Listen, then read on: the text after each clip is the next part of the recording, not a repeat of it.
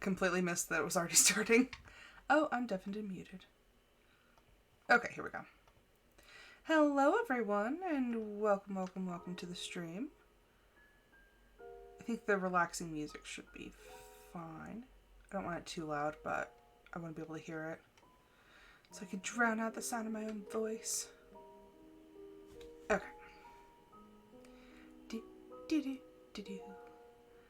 We are back with Howl's Moving Castle. I really enjoyed these chapters, although I read them kind of late, so I might not remember exactly what happened. So, this will be fun.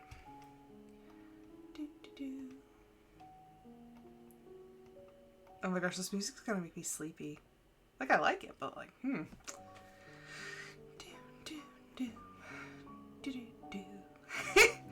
It's so fun to watch my little avatar thing, or my PNG model, like bounce up and down when I'm talking, especially when I'm just like do do do do.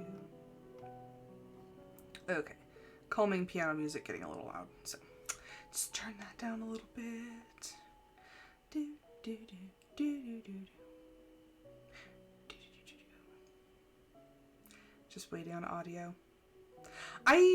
I think she might run the intros like twice. Do, do, do, do, do. We just waiting.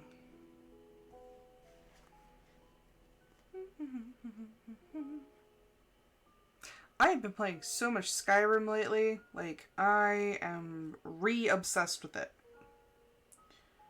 So that's fun. That's what I was doing, like, all morning. My Steam Deck ended up dying because of it.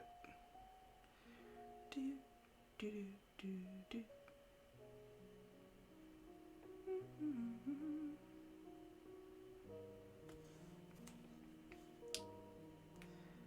Just waiting on an audio. I can hear my cat outside. Hello, I'm muted now. I was like, we're all waiting. I'm just watching my little PNG just jump up and down as I'm sitting there going, just like, do, do, do. I'm sorry, I was giving the lowdown of this thing. Wait, did I do that in your? No, I didn't do that. Okay, I made sure that I was pinning a message in mine. Okay. So, but I'm in your stream and I was shouting you out in your stream instead of in my stream. So. Way to go! Totally on top of things today. So we did 3 chapters, because the ending numbers kind of ended up a little funky. So we did 3 chapters, 12, 13, and 14. I thought they were pretty funny, so I'm excited to get into them. Well, Same. These chapters were really good. You really start delving into like a lot more of like the intricate parts of the story. So that was really fun to see, like, actually, oh, remember that thing that, like, you thought it might mean something? Oh, hey, by the way. I feel like there's probably more in there than what I realized was there, to be honest, but for me, some of it was a bit confusing. I won't lie, I was like, who the fuck is this person? Like, I read it kind of late, so I'm like, I may or may not remember everything, so this is gonna be fun. Yeah. So chapter 12, in which Sophie becomes Howl's old mother. I can't wait to get into that, because I'm like, the math isn't mathing here. Right? Let's see. So, okay, Howl wants her to go and pretend to be his mom, to go blacken his name to the king. So... Right. So, and essentially he says that, you know, he's got to deal with the witch. He's like, I can't have the king bothering me as well. He's like, I gotta take care of this. So, so she puts on like all of the nice clothes, and Michael puts on his nice clothes too. And then Howl's just Howl, so he's just like, you know, sparkling like ever. In his nice clothes. Yeah, because he's in the red and gray suit? Is it red and gray or is it like red and silver? I thought it was a different suit. I thought it was the gray and something suit. Gray and blue or something like that. No, because that's the one that Sophie tore apart. The silver and blue suit. Is that the one she tore apart? I know that she, like, restitched one. Was it the red and... No, because she was making she's making the skirt out of the blue and silver one, because it was all stained green. Okay. Right. Okay. Oh, I gotta let my cats in, because they're freaking out. They're like, I can hear you, Mom. Yes.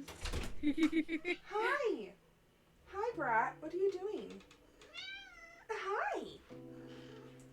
She wants to come join. Hello. Cats are always welcome. She has been just, like, up my butt the last couple days. But, let's see. So, it's interesting that she starts talking to Calcifer about the strange land that Howl is from. Because, remember when Calcifer said, like, if you ever find out what's beyond the black door, like, let me know? Yeah. So that's where they went when they went with him to Wales. So right. She's telling him about the different land that he's from. And Calcifer was very interested. I knew he came from foreign parts, he said, but this sounds like another world. Clever of the witch to send the curse in from there. Very clever all around. That's magic I admire. Using something that exists anyway and turning it around into a curse. I did wonder about it when you and Michael were reading it the other day. That fool Howl told her too much about himself. So, the poem that they found that was actually supposed to be, like, the brother, or the nephew's homework. So it's apparently a real poem that exists, and she used that and, like, twisted it into a curse. Ah, okay. So, yeah, that's why he said that fool Howl told her too much about himself. So, the witch found out, like, where he was from and used that information to then make this curse. Very specialized for him. Yeah. Sophie glanced at Calcifer's thin blue face. It did not surprise her to find Calcifer admired the curse any more than it surprised her that when he called Howl a fool. He was always insulting Howl, but she never could work out if Calcifer really hated Howl. Calcifer looked so evil anyway, it was hard to tell. She's like, I don't know. I don't know if he actually hates him, or if it's just like his face. Resting hate face.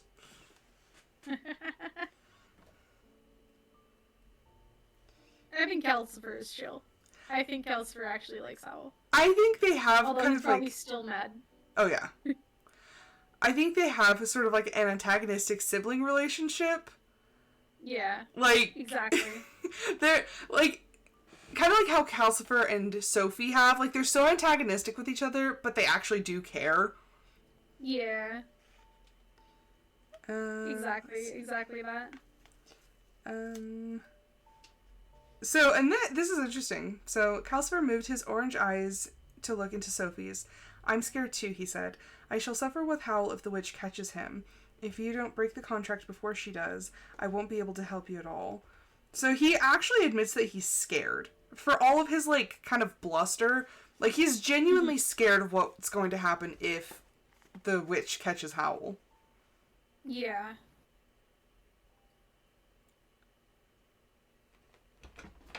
Okay, so... And she doesn't even say what outfit Howl's wearing, but he came dashing out of the bathroom, looking his very finest, scenting the room with roses and yelling for Michael. Michael clattered downstairs in his new blue velvet. So Michael's wearing blue velvet now. Okay. And then... So she's got her trusty stick. Of course. It's funny. She goes nowhere without it. Yep. You look wonderfully rich and stately, Michael said to her. She does me a credit, said Howl, apart from that awful old stick. Some people, said Sophie, are thoroughly self-centered. This stick goes with me. I need it for moral support.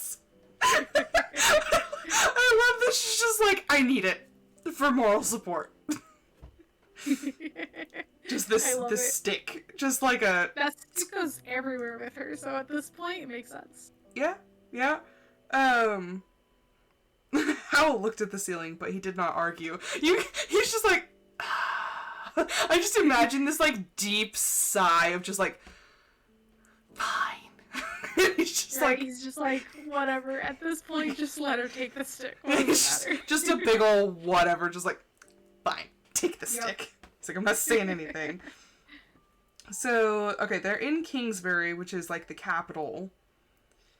And so they walk out, and it's funny because he says, before you ask, said Howl, it's really just a disused stable. So he already knew that she's going to be like, so where does this portal come out?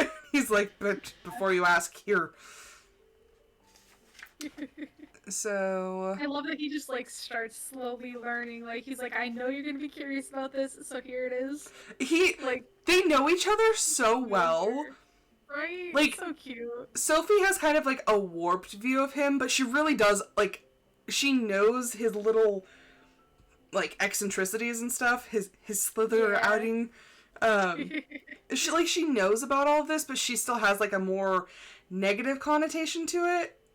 But they know each other so well. I just love that. Same.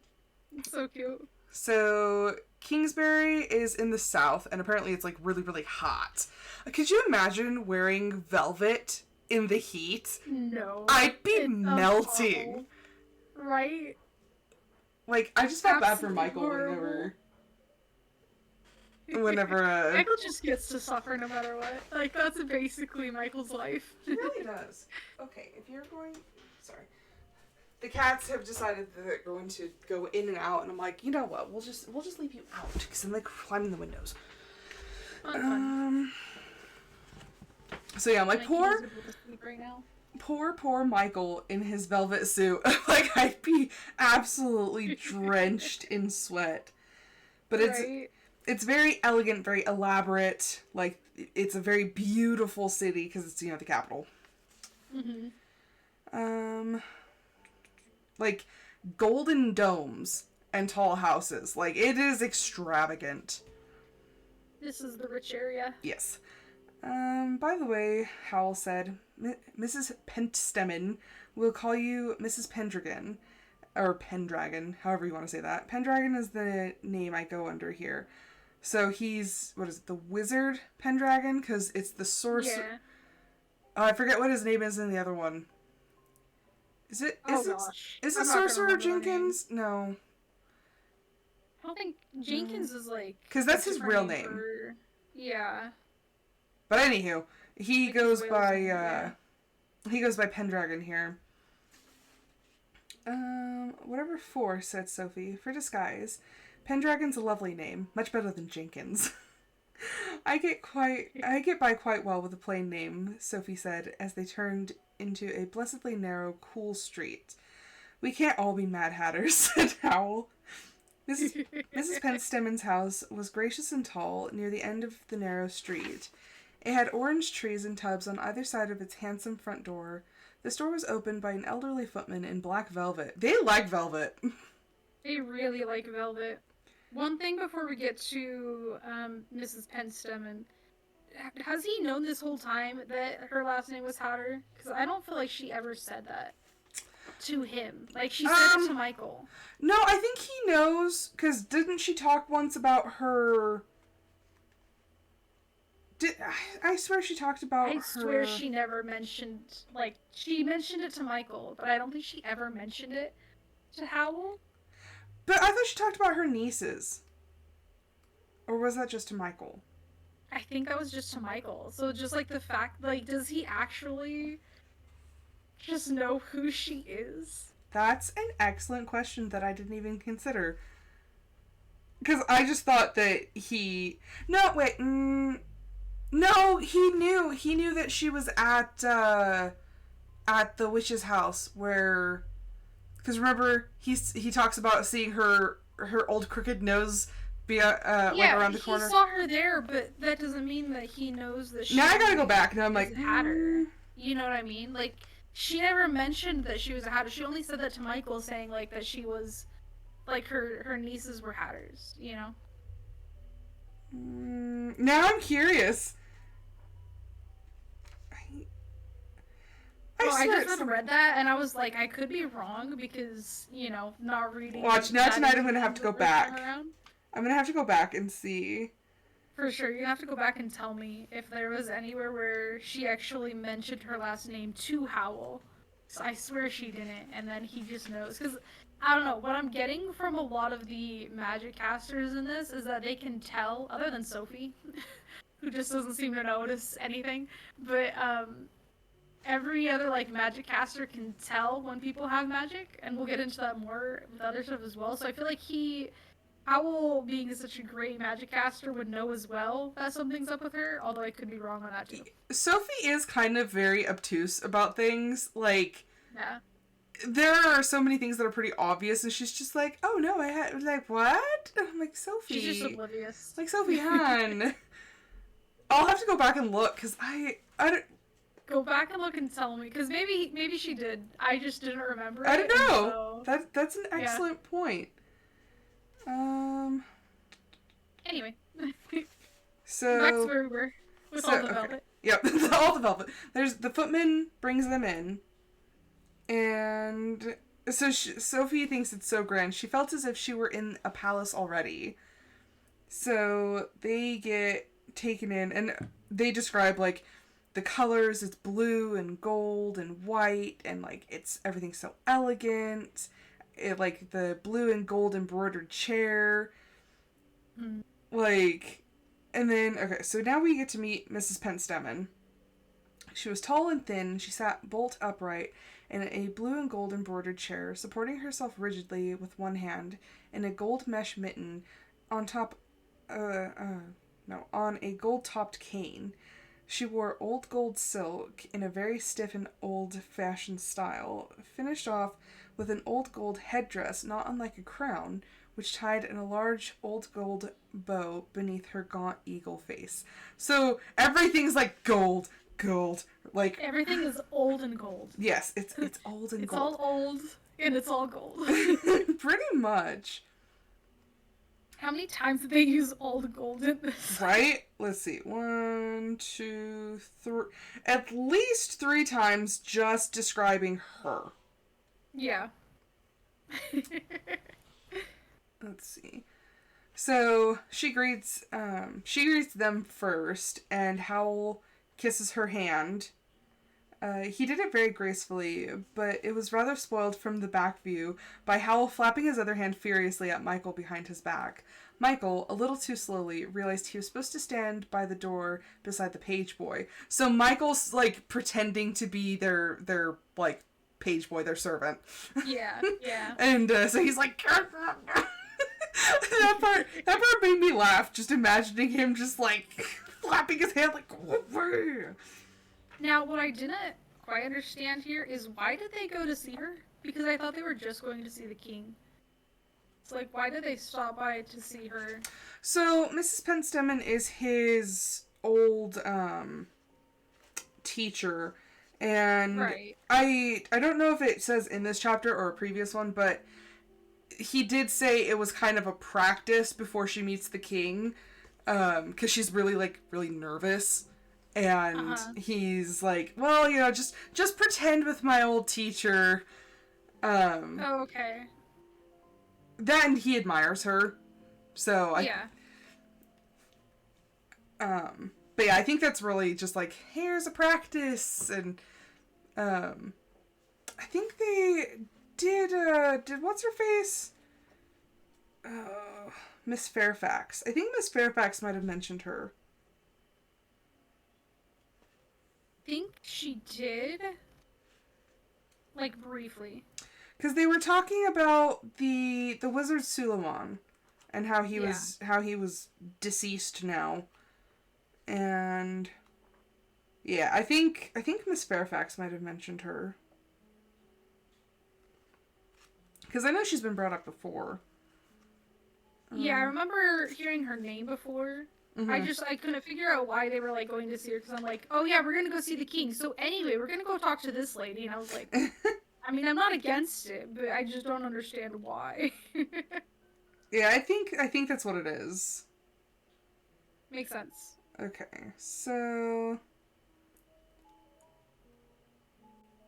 So then he waves Sophie forward, and she doesn't know, like, whether or not she's supposed to kiss the mitten as well, but she doesn't. She, like, kind of puts her hand on top, just like, oh, yes, like, hello.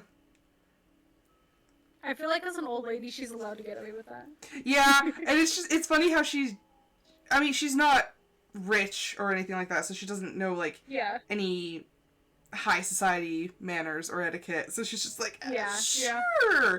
She's like, fake it till you make it. Exactly. But I think, like I said, even if she doesn't know, just because she's old, she can get away with it. That's Sophie's excuse for everything. I'm an old woman. I'm an old woman, I just don't know. Let's see. The hand under it felt like an old, cold claw. After feeling it, Sophie was quite surprised that Mrs. Pentstemon was alive. Forgive my not standing up, Mrs. Pendragon, Mrs. Pentstemon said. My health is not good. It forced me to retire from teaching 3 years ago. Pray, sit down, both of you. So, she's like, Sophie's nervous. She's just all shaky. I love the way she describes Howl. Howl spread himself gracefully in a chair next to it. Like, so Sophie's like, don't look like you're shaking so bad. And he's just like elegantly draping himself across the chair. But she's always describing him as like elegant, graceful, like these delicate motions. I'm like, oh my gosh. It's funny. I think she likes Howl. Oh, definitely. She denies it, but she definitely likes Howl. I am 86, Mrs. Pentstemon announced. How old are you, my dear Mrs. Pendragon? 90, Sophie said, that being the first high number that came into her head. So old, Mrs. Pentstemon said, with what may have been slight stately envy. How lucky you are to move so nimbly still. Oh, yes, she's so wonderfully nimble, Howl agreed, that sometimes there's no stopping her. So, like, yeah, Good job.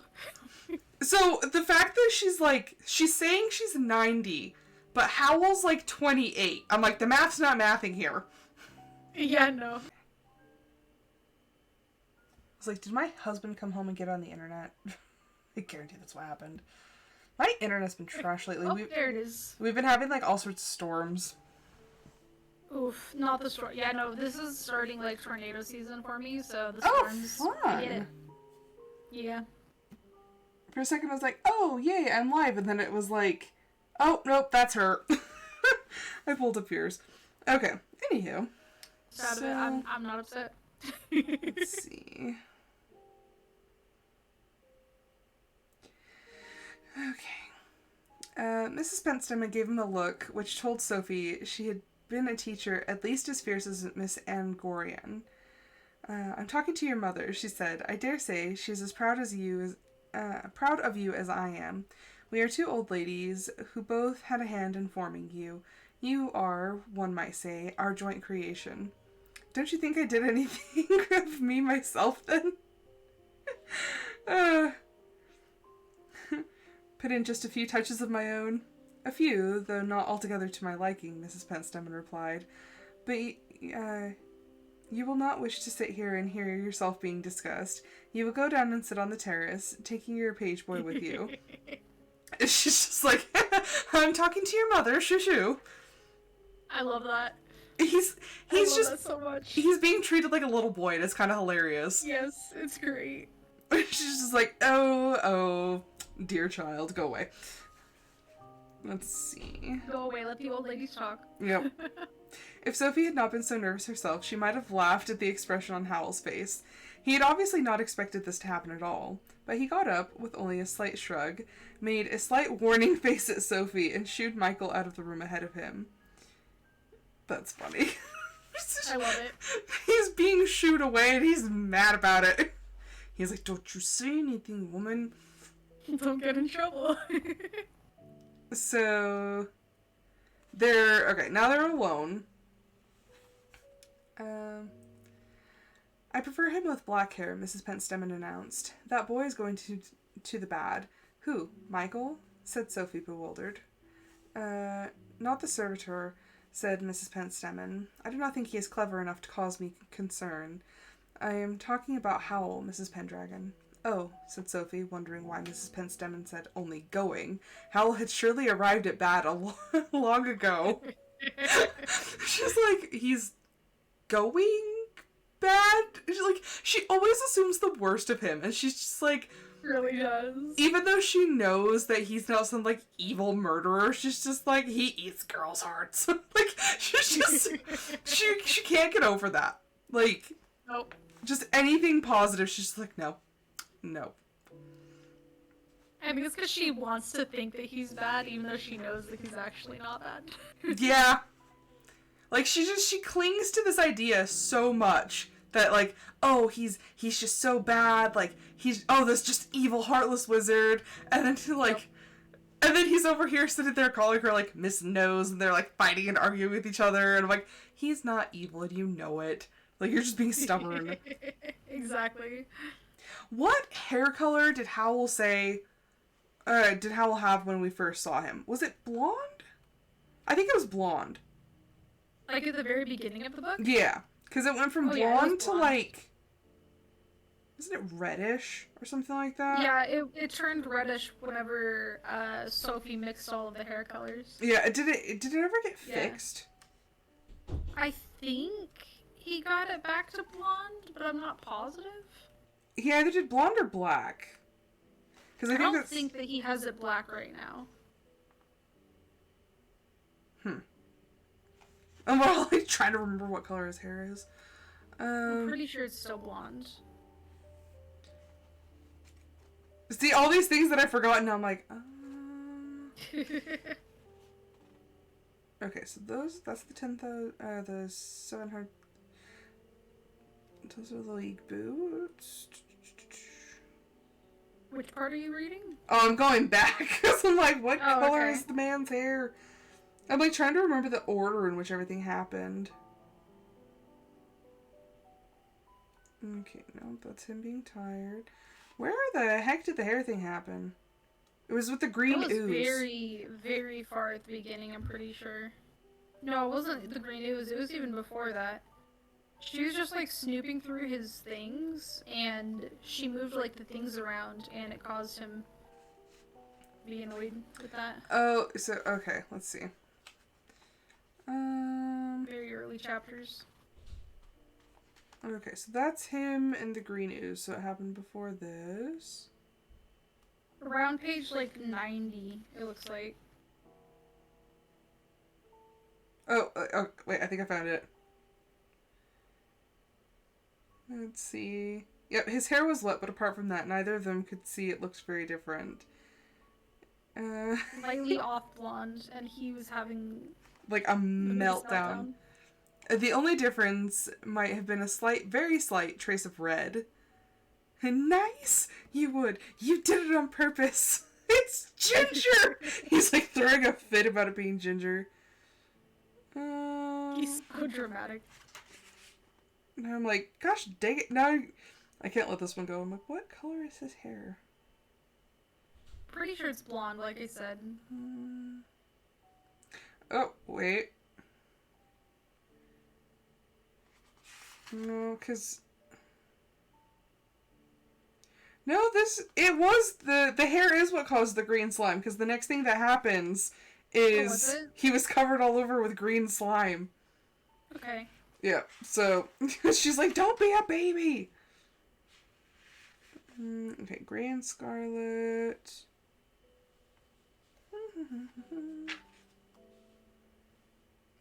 Let's see. Calling it a tantrum.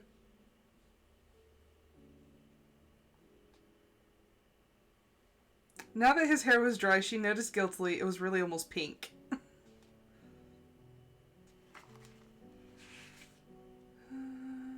Let's see. The Wizard Howl. The block pink hair. So yeah, it's as of now when I'm reading, it's pink. Yeah, pink halo of his hair. I think my hair looks rather good in this color. It goes with the suit. I don't know if he ever changed it back from pink. I'm pretty sure he did. I'm pretty sure there was mention of him having blonde hair. I don't remember where. Because then there's the scarecrow chasing them. Mm-hmm.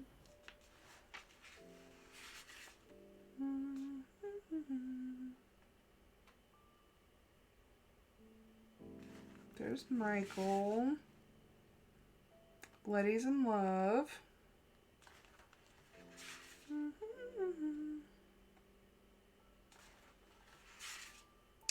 They have the cake.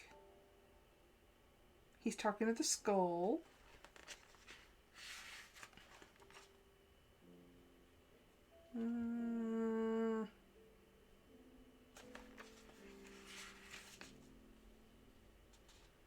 Like speed reading. Calcifer. I actually haven't seen anything where he changed it back.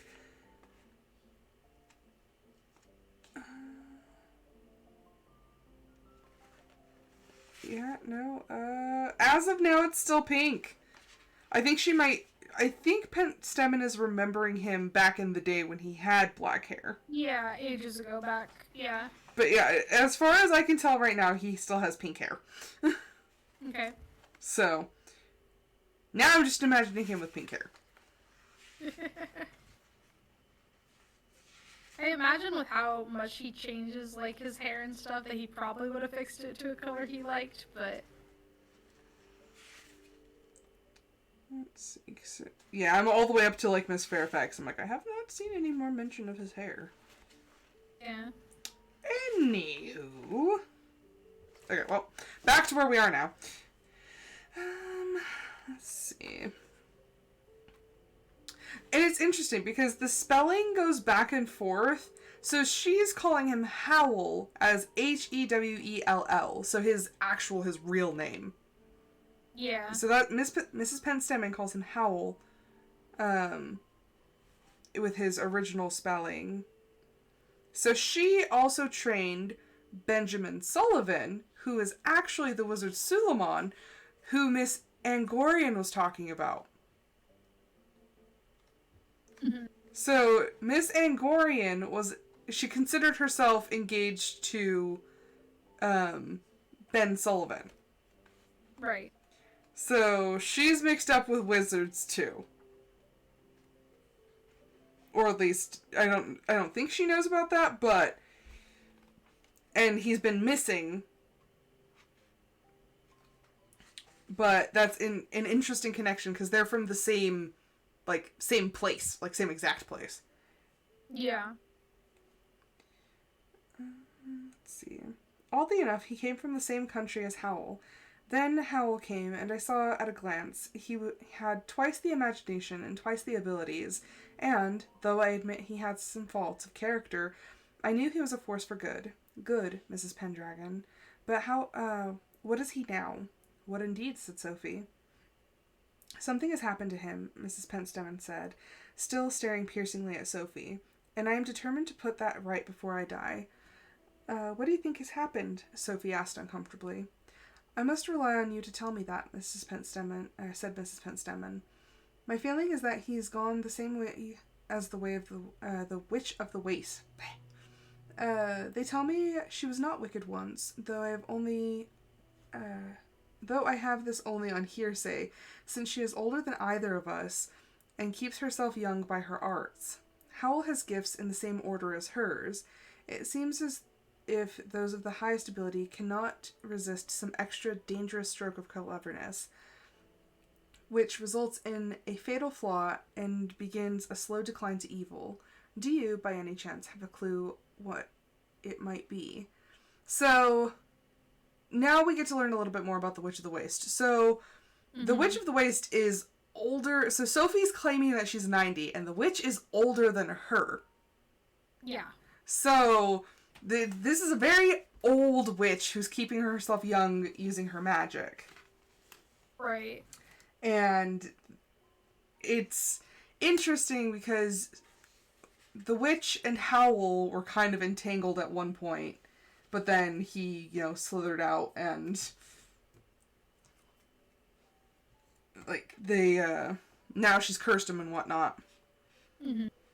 So and Howl has gifts in the same order as hers. So I don't know if it's like a specific like house of magic or like a something like that, or if it's like he's just as gifted as she is. Kind of took it that he's like, because the Witch of the Waste sounds like she's very, very like powerful, right? Mm-hmm. And I feel like Howl is also considered that like level of powerful. So I feel like that is in general what they're getting at, that they're both like very highly powerful. It could also mean like the same type of magic, because he is gifted with like all of his beauty spells and like his hair and stuff like that. Like he has a lot of spells like that. Yeah. So I'm like, I'm not entirely sure.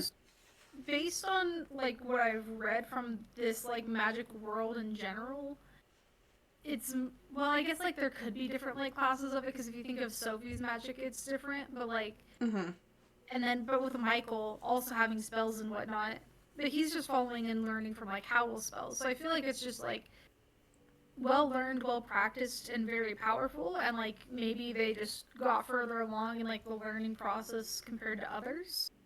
Could be. Based on the magic system that I've read, at least, that's kind of the way that I take it.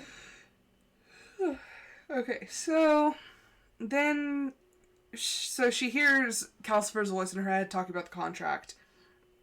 So she tells Mrs. Penstemon that he's in some sort of contract with the fire demon. And Mrs. Penstemon's hand shook a little on her stick. That will be it. You must break that contract, Mrs. Pendragon. I would if I knew how, Sophie said. Surely your maternal feelings and your own strong magic gift will tell you how, Mrs. Penstemon said. I have been looking at you, Mrs. Pendragon, though you may not have noticed. Oh, I noticed, Mrs. Penstemon, Sophie said. And I like your gift, said Mrs. Penstemon. It brings life to things, such as that stick in your hands, which you have evidently talked to the extent that it has become what the layman would call a magic wand. I think you would not find it too hard to break that contract. So she, just by looking at Sophie, knows A, that Sophie has magic, and B, what her magic is. So that's kind of crazy. Like, she knows that Sophie can speak things into existence. So, and I think this is the first time anybody's, like, straight up told her this. Like, yeah, no, you have this magic gift. So, it's kind of interesting that Mrs. Penstemon is so strong that she could just be like, oh, yeah, like, you're magic, and this is what your gift is. And Sophie's just like, Let's see, did Howl tell you I was a witch? Because if he did not. There is no need to be coy. You can rely on my experience to know these things, said Mrs. Penstemon. Then, to Sophie's relief, she shut her eyes. It was like a strong light being turned off. I do not know, nor do I wish to know, about such contracts, she said. Her cane hobbled again, as if she might be shuddering. Her mouth quirked into a line, suggesting that she had unexpectedly bitten on a peppercorn. But now I see, she said, what has happened to the witch. She made a contract with the fire demon, and, over the years, that demon has taken control of her. Demons do not understand good and evil, but they can be bribed into a contract, provided the human offers them something valuable, something only humans have. This prolongs the life of both the human and the demon, and the human gets the demon's magic power to add to his or her own. That is all I can bear to say on the subject, she said, except to advise you to find out what that demon has got. Now I must bid you farewell. I have to rest a while. So she knows that now that she knows he has the contract, so she knows that the witch has done something similar.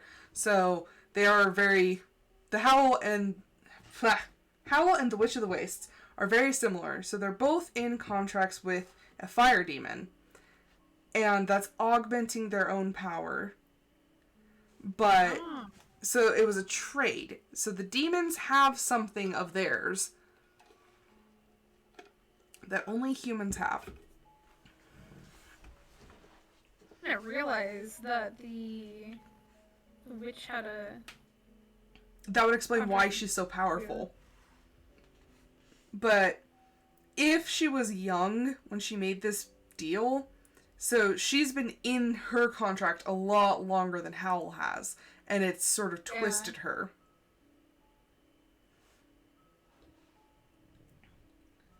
So now Mrs. Pentstemon is worried because... What was that? That makes sense. Yeah. I just didn't process that whenever I had read it. Yeah, so now Mrs. Pentstemon is worried because if Howl and the witch are this similar, like, does this mean that he is also going to turn evil like the witch?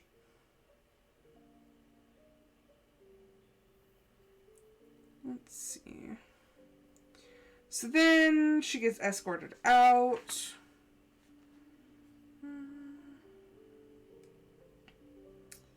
Let's see.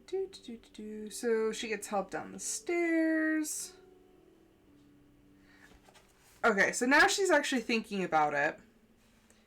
Let's see. Halfway down, Sophie recovered enough from Mrs. Pentstemon's personality to think of some of the things Mrs. Pentstemon had actually said. She had said Sophie was a witch. Oddly enough, Sophie accepted this without any trouble at all. That explained the popularity of certain hats, she thought. It explained Jane Ferrier's Count What's-It, because Jane Ferrier's the one who was kind of plain, and then she spoke to the hat and was like, oh yeah, like, you'll attract somebody, or somebody's going to see, like, your heart and whatnot, and then she ended up married to some count. Yeah.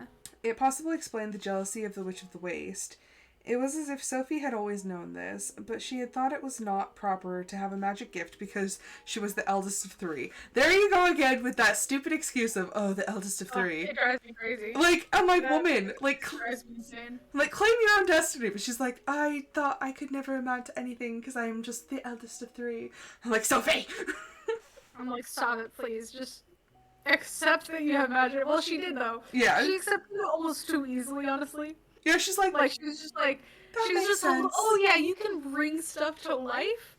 Like, you have this crazy, insane magical gift, and she's just like, that's I nice. get it, okay. She's like, Cool. That's nice.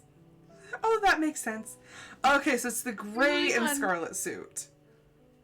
Gray and scarlet, okay. I thought it was like... Because that's... Then she starts freaking out. Because when I swear he wasn't in red. It's gray and scarlet, so it's gray and red. Yeah. Wait, scarlet. Scarlet is... Purple. Huh? Oh gosh, I gotta look at the color. Hold on. No, scarlet is like a deep, like, red. I'm looking it up. I thought it was purple. No. In my head. Not Scarlett Johansson. I just want to look at the color. You're right. It's totally red. That is like a bright red. Yeah, it's like a vibrant, like, deep red. Okay, I guess I was thinking of it like a dark scarlet color, which is like a... Not, like, it has like purple-ish. Look up the color burgundy. You were thinking burgundy. Kinda, yeah. Burgundy is closer to what I was thinking of, but there's still like a dark scarlet color on Google, at least, that is showing the color I was kind of thinking of in my head as well. But yeah, no, scarlet is bright. Yeah, it's bright red. Bright red. So when she had been fixing it and mending the suit, she had said, built to pull in the girls, she had told it. And of course it did. It had charmed Letty that day in the orchard. Yesterday, somewhat disguised, it must have had its secret effect on Miss Angorian, too. So she's like, gosh dang it, I made it worse! Like, she already thinks that Howl is really charming, and she's like, I just made it worse. Oh dear, Sophie thought. Problem. She's, oh dear, Sophie thought. I have gone and doubled the number of hearts he'll have broken. I must get that suit off of him somehow. So now she's about to rip the clothes off his back because she's like, I messed up. And it's funny because like, I have magic, and with my magic, I already messed up. She's like, I already screwed up. So now she's all freaking out and she sees Howl. You seem a bit ragged, he said. I think we'd better skip seeing the king. I'll go and blacken my own name when I make your excuses. I can say my wicked ways have made you ill. That could be true from the looks of you. So it's really kind of cute though, because Sophie's kind of like freaked out now. She's like, "What have I done?" And so Howl sees her, and like he was really pushing her to go do it, to go blacken his name to the king. And now he sees that she's kind of frazzled, and he's like, "I'll go do it." He's like, "I'll just say that it was my wicked ways that have made you feel ill." Holy shit! What the? What the hell? Killer Bean! What was that? Crazy? Sorry, that scared me. My cats were wrestling in the hallway and they body slammed each other into my door. Oh, that there was like a loud banging sound that scared me. Gosh darn kittens. Okay, let's see.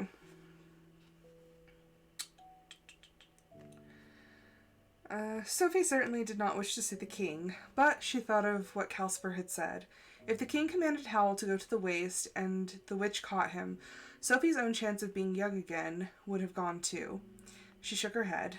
After Mrs. Pentstemon, she said, "The king of Ingery will seem like an ordinary person." So now she's just like, if the king tells him he has to go to the wastes, and if the witch catches him, she's like, I'm screwed.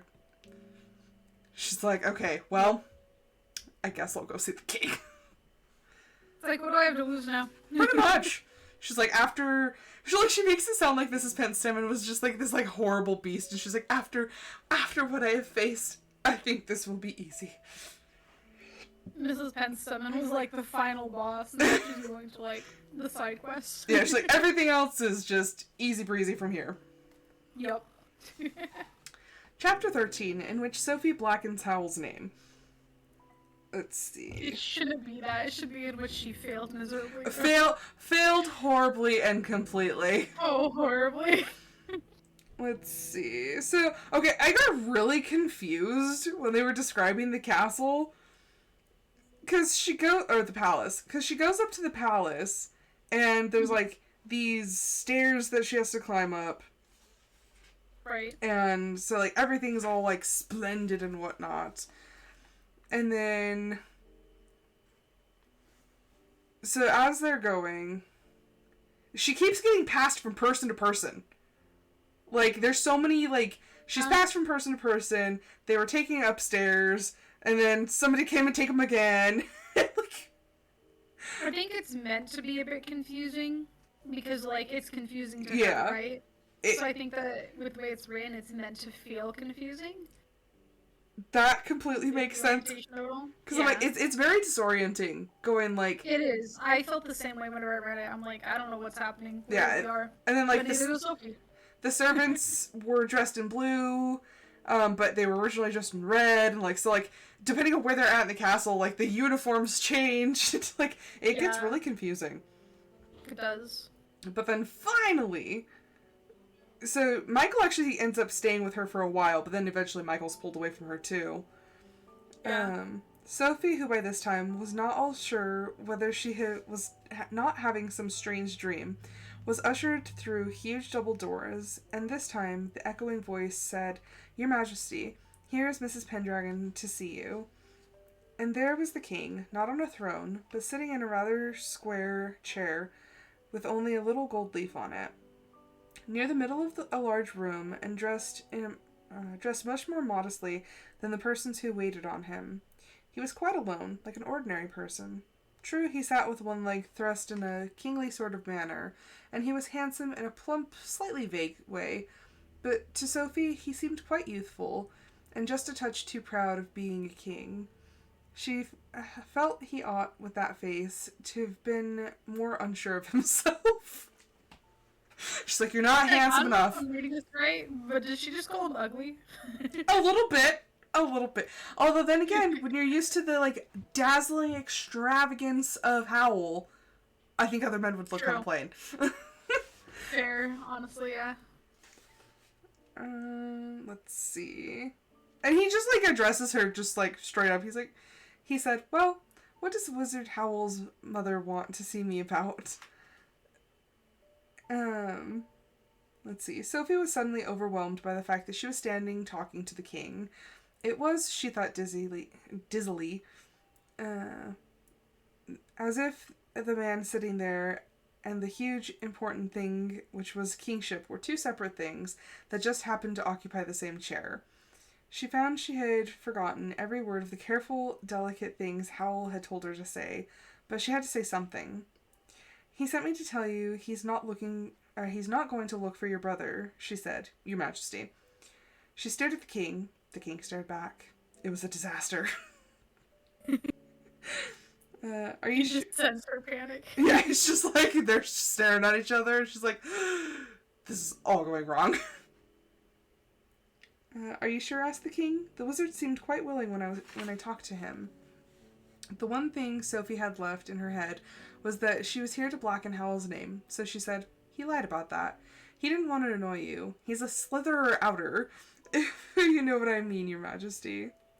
And he hopes to slither out of finding my brother Justin, said the king. It's funny, because everyone has, like, you have Howl, the Witch of the Waste, you know, the Wizard Suleiman, even though his name's, like, Benjamin, and then Justin. Prince Justin. I see. Won't you sit down, since I see you are not young, and tell me the wizard's reasons. So, let's see. So she's goes and she sits down, and like she's just cannot think of what to say. Like, Howl gave her like a very detailed, like, this is what you say, and she's just like, I have no thoughts in my head. Blink. Yep. Head empty. Just say whatever pops into the head first. Like, Yep. Panicked, bro. And then she's trying to make it like, she's trying to push the point that he's a coward, because only a coward would send his old mother along to plead for him. You can see what he's like just from that, Your Majesty. It's an unusual step, the king said gravely, but I told him that I'd make it worth his while if he agreed. Oh, he doesn't care about money, Sophie said, but he's scared stiff of the Witch of the Waste, you see. She put a curse on him, and it's just caught up with him. Then he has every reason to be scared, the king said, with a slight shiver. But tell me more, please, about the wizard. More about Howl? Sophie thought desperately. I have to blacken his name. So she's trying to think of things to say, and her mind was in such a blank that for a second it actually seemed to her that Howl had no faults. How stupid. She's like, her brain's so frazzled, she's trying to find a fault, and she's like, no, he doesn't have any faults. Stupid! She's like, why would I even ever think that? So she's admonishing herself for, like, not being able to think of something. And then all of a sudden she just starts rambling. Well, he's fickle, careless, selfish, and hysterical, she said. Half the time I think he doesn't care what happens to anyone as long as he's alright. But then I find how awfully kind he's been to someone. Then I think he's just in it, then I think he's kind just when it suits him. Only then I found out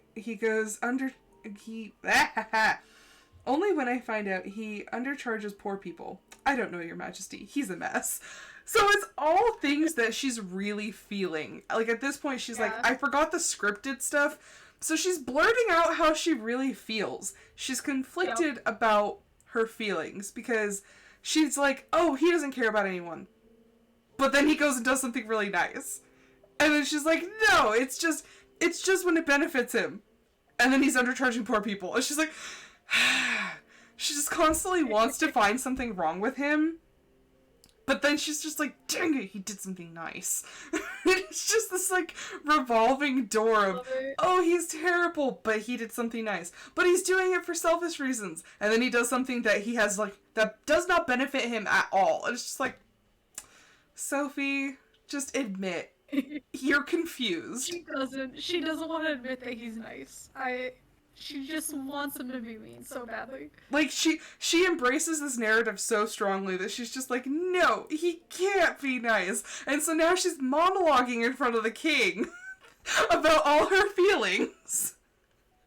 Because she forgot what to say. And I think that's a really good conclusion for her speech. He's a mess. Yep. She can't make heads or tails of him. He's just a mess. My impression, said the king, was that Howl is an unpredictable, slippery rogue with a glib tongue and a clever mind. Would you agree? How well you put it, Sophie said hardly. But you left out how vain he is. Let's see. She looked suspiciously at the king across the yards of carpet. He seemed so surprisingly ready to help her blacken Howl's name. The king was smiling. It was the slightly uncertain smile that went with the person he was, rather than the king he ought to be. Thank you, Mrs. Pendragon, he said. Your outspokenness has taken a weight off my mind. The wizard agreed to look for my brother so readily that I thought I had picked the wrong man after all. I feared he was someone who was either unable to resist showing off or would do anything for money. But you have just shown me he is just the man I need. Oh, confound it, Sophie cried out. He sent me to tell you he wasn't. And so you did. The king hitched in his chair an inch towards Sophie. Let me be equally outspoken now, he said. Mrs. Pendragon, I need my brother back badly. It's not just that I am fond of him and regret the quarrel we had. It is not even that certain people are whispering that I did away with him myself, which anyone who knows the both of us knows to be perfect nonsense. No, Mrs. Pendragon. The fact is, my brother Justin is a brilliant general, and, with High Norland and Strangia about to declare war on us, I cannot do it without him. The witch has threatened me too, you know. Now that all reports agree that Justin did indeed go to the waste, I am certain the witch meant me to be without him when I needed him most. I think she took Wizard Suleiman as bait to fetch Justin, and it follows that I need a fairly clever and unscrupulous wizard to get him back. Howl will just run away, Sophie warned the king. No, said the king, I don't think he will. The fact that he sent you tells me that. He did it to show me he was too much of a coward to care what I thought of him. Isn't that right, Mrs. Pendragon? Sophie nodded. She wished she could have remembered all Howl's delicate remarks. The king would have understood then, even if she did not. No, not the act of a vain man, the king said, but no one would do that except as a last resort, which shows me that Wizard Howl will do what I want if I make it clear to him that his last resort has failed. So he saw through it all. And she's just like, no, I came here to blacken his name. He goes, well, you tried. She tried. Oh, she failed horribly. Yeah, she tried so hard. Like, she tried so much. She did. Let's see. I think you may be, taking delicate hints that aren't there, Your Majesty, Sophie said. I think not, the king smiled. His slightly vague features had all firmed up. He was sure he was right. Tell Wizard Howl, Mrs. Pendragon, that I am appointing him royal wizard from now on, with our royal command to find Prince Justin. Alive or dead, before the year is out. You have your leave to go now. So, the one thing she was sent to stop was him becoming the royal court wizard. And what does he do? He makes him the royal court wizard. Yep. She did the exact opposite of what he wanted. She's like, you had one job, and you failed spectacularly. I love it. Let's see. So he holds out his hand, and she does the same thing that she did with Miss Pensteven. She's just like, she's not sure what to do, but she takes his hand, like, she shakes his hand and gives him a curtsy, but she doesn't kiss his hand. And so she's leaving, she's just like, ah! Internal screaming. Like, what did I do? And then, it comes of being the eldest, she muttered, while shoving the heavy doors open. You just can't win. Excuse. Yep. So it's any excuse now. It's because I'm the eldest child. I failed. It's what she falls back onto. Okay, so now it's like all sorts of confusing again, because now she's trying to leave. And then she runs into this dude. Let's see. One of the couriers hastened up to her and bowed. Madam Sorceress, can I be of assistance? He was an undersized young man, rather red-eyed. Sophie stared at him. Oh, goodness. Oh, good gracious, she said. So the spell worked? It did indeed, said the small courier a little ruefully. I disarmed him while he was sneezing, and now he's suing me. Oh, because I think she's run into him before. I had no clue who this guy was. It was kind of confusing, but the important thing, his face spread into a happy smile, is that my dear Jane has come back to me. Now, what can I do for you? I feel responsible for your happiness. So I think this is Count. Wait. This is the Count. So the hat of the girl, the plain girl who ended up marrying the Count, this is the Count. No. This is the guy who wanted to do the fight. Remember? Oh, It's that guy, and he threw like the paprika or whatever it was in his face. It's the like, cayenne pepper. Yeah, and that's why it's making him see. I just got that. It's that guy. Okay. Oh, that makes so much more sense. Yeah. But it's still him. Yeah. Okay. That makes total sense. I completely forgot about that part. Thank you for posture check. Hydrate as well, Rose. And posture check. I see the water break. I'll redeem another one. I was like, posture check did not come through. And you had to pick it at the worst time because I'm literally like sideways at my desk with my legs on a little box. So now I actually have to sit up. Let's see. So, yeah. Yeah, I was sitting like a shrimp. Are you by any chance the Count of Cataract? At your service, said the small courier, bowing. Jane Ferrier must be a good foot taller than he is, Sophie thought. It is all definitely my fault. Yes, you can help me. So now she's just like, oh. She's like, I've been involved in everything. So he actually helps her out. And he's like, yeah, no, I'll help find your footman and whatnot. So she ends up outside somehow. And, like, she can't find the boys. So she's just like, okay. She's asking around. Nobody seems to know who the Wizard Pendragon is. And so she's like, okay, I'll go to Mrs. Penstemon's house, because she seems to remember where that is. And who is coming down the street? The Witch of the Waste.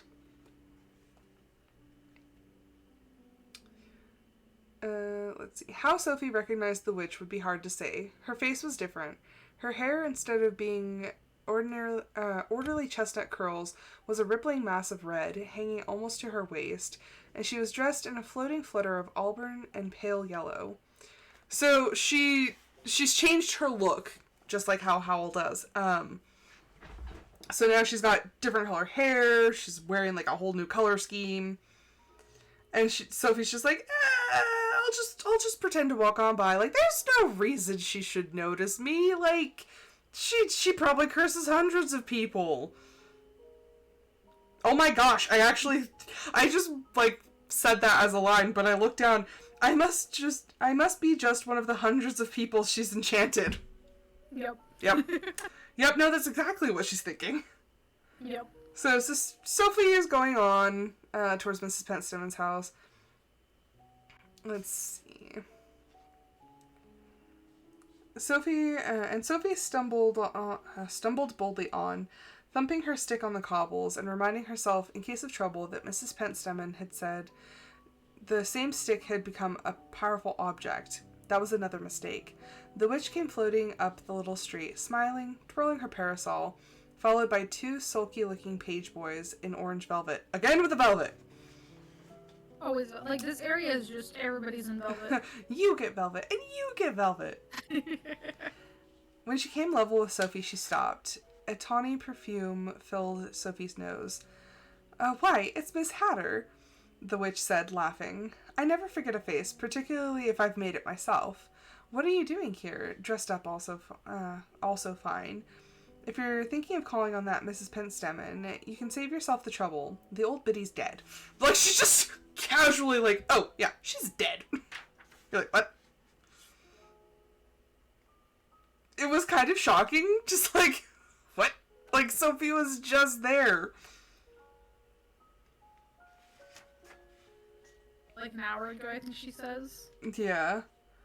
Because she wants to say, she's like, dead? Said Sophie. She had this silly impulse to add, but she was alive an hour ago. And she stopped herself because death is like that. People are alive until they die. I mean, she's not wrong. Yes, dead, said the witch. She refused to tell me where someone was that I want to find. She said, over my dead body, so I took her at her word. So, like, all I just imagine is, like, the Witch of the Waste going in, and she's like, where's Howl? And Mrs. Penstemon, I'm not going to tell you. Over my dead body. And then the Witch of the Waste just says, bet. Actually going down. Honestly. Yeah, I'm like, that's exactly what happened. And so now Sophie's kind of panicking because she's like, she's looking for Howl. And she's like, what do I do? What do I do? So, and she's like, well, if the witch could kill Mrs. Penstemon, then she would have no trouble killing Sophie. So she's like, I'm gonna lie. She's like, I don't know who this person is that you've killed, she said, but that makes you a wicked murderess. But the witch did seem to suspect anyway. She said, but I thought you said you were going to call on Mrs. Penstemon. No, said Sophie. It was you that said that. I didn't have to know her to call you wicked for killing her. Then where are you going? Said the witch. Sophie was tempted to tell the witch to mind her own business, but that was asking for trouble. So she said the only thing she could think of. I'm going to see the king, she said. The witch laughed disbelievingly. But will the king see you? Yes, of course, Sophie declared, trembling with terror and and anger. I made an appointment. I'm going to petition him for better conditions for hatters. I keep going, you see, even after what you did to me. So now she's trying to weave this lie of like, yeah, I'm here for better working conditions because I'm still working after you cursed me. So she's lying through her teeth.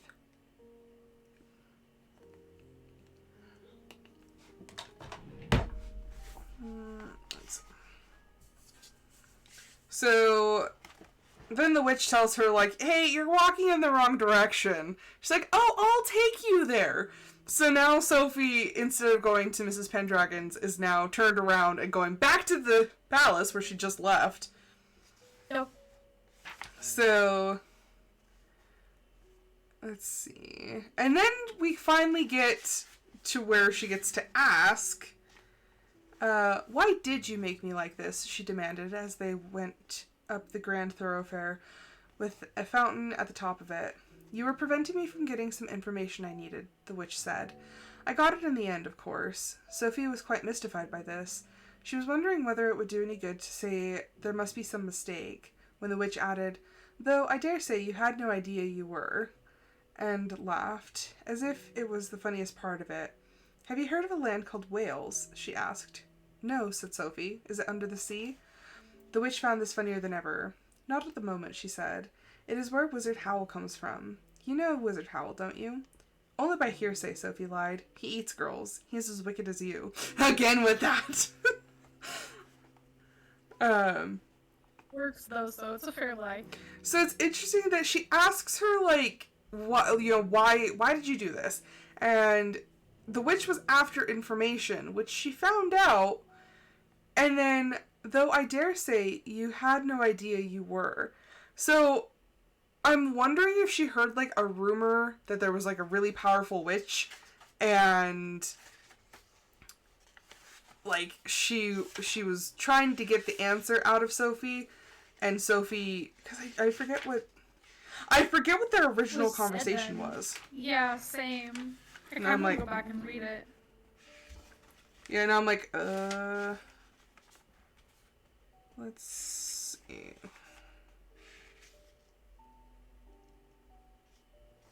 Because that's where she sees, in which Sophie is compelled to seek her fortune. So it's chapter 2. It page like 34. I think that's where the witch is at. Yeah, it is. Okay, let's see. So she comes in. So I hear you sell the most heavenly hats, said the lady. Show me. So then she starts showing her the hats. This one doesn't do anything for anybody. You're wasting my time, Miss Hatter. Okay. Let's see. I've heard of you, Miss Hatter, and I don't care for your competition or your attitude. I came to put a stop to you. So she must have heard from someone that there was a witch making, like, magic hats, because that's why she said that this hat doesn't do anything for anyone, because Sophie didn't enchant all the hats, just a couple of them, and so she was trying to figure out whether or not Sophie actually was a witch, and Sophie, like, was not picking up the questions that were being asked, so... Yeah. So the witch sees her as competition as a fellow witch. And apparently a strong one at that. So, okay, that makes sense. Yeah, that makes more sense though. But it's like, who was talking about it? Like, who was spreading those rumors about, like, Sophie's magic? That's a great question. It's like, Let's see... Are you sure you can manage all those stairs? So now they're at the palace going up the stairs. None the better for you, said Sophie. Make me young again and I'll run up them, even in this heat. That wouldn't be half so funny, said the witch. Up you go. And if you do persuade the king to see you, remind him that his grandfather sent me to the waste, and I bear him a grudge for that. So, like, she's been around for a long time. So, when she was banished, his grandfather was king. Makes me curious about that story. Right? Like, what happened there? Right? I'm like, I want to know. I want to know now. Yeah. Like, I would really love to see a story of the Witch of the Wastes and, like, really, yeah, how she became, because she wasn't always bad. I want to see, like, her deal with her fire demon and, like, how things went wrong. And, like, I really want to see that, too. Like, what did she do to get herself banished? Does it not explore that at all? I don't think so. I don't think it ever explores in that great of detail. Damn. Yeah, I would have liked to see that and just learn, like, what caused her to become the way that she is. Yeah. So then she's looking for Michael and Howl. They're not there. And she tells the guards that she forgot to tell the king something. But they remembered her and they let her back inside. And they take her back to the king. So now she's back. She's like, okay. She's like, what am I going to do now? The king, this time, was standing at a large desk in one corner, rather anxiously moving flags around the map. He looked up and said pleasantly, They tell me there was something you forgot to say. Yes, said Sophie. Howl says he'll only look for Prince Justin if you promise him your daughter's hand in marriage. What put that in my head, she thought. He'll have us both executed. The king gave her a concerned look. Mrs. Pendragon, you must know that's quite out of the question, he said. I can see you must be very worried about your son to suggest it, but you can't keep him tied to your apron strings forever, you know. And my mind is made up. Please come and sit in this chair. You seem tired. Sophie tottered to the low chair the king pointed to and sank into it, wondering when the guards would arrive to arrest her. The king looked vaguely around. My daughter was here just now, he said. To Sophie's considerable surprise, he bent down and looked under the desk. Valeria, he called. Vally, come on out. This way, there's a good girl. There was a shuffling noise, and after a second, Princess Valeria shunted herself out from under the desk in a sitting position, grinning benignly. She had 4 teeth. She was not old enough to have grown a proper head of hair. She had, all she had was a ring of wispy whiteness around her ears. And when she saw Sophie, she grinned wider yet and reached out with the hand she had just been sucking and took a hold of Sophie's dress. Sophie's dress responded with a spreading wet stain as the princess hauled herself to her feet. Staring up into Sophie's face, Valeria addressed a friendly remark to her in what was clearly a private foreign language. Oh, said Sophie, feeling an awful fool. I understand how a parent feels, Mrs. Pendragon. So Sophie's, like, last-ditch effort was like, here's the price! Like, he wants to marry the princess! And the princess turns out to be a baby. Yep. Like, a literal, like, toddler. She tried. She tried so hard, but based on the description, this baby's probably about, like, 11 months old. Yeah, I was gonna say, no more than, like, a year. I would say between, like, 11 and, like, 16 months old. Like, she's little. Yeah. I'm like, oh, Sophie. But, like, the king's not mad. He just, like, he said, I understand how a parent feels.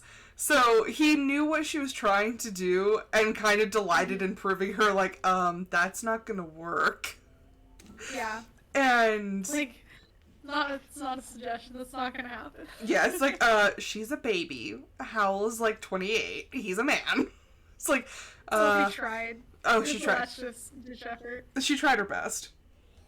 Which brings us to chapter 14, in which a royal wizard catches a cold.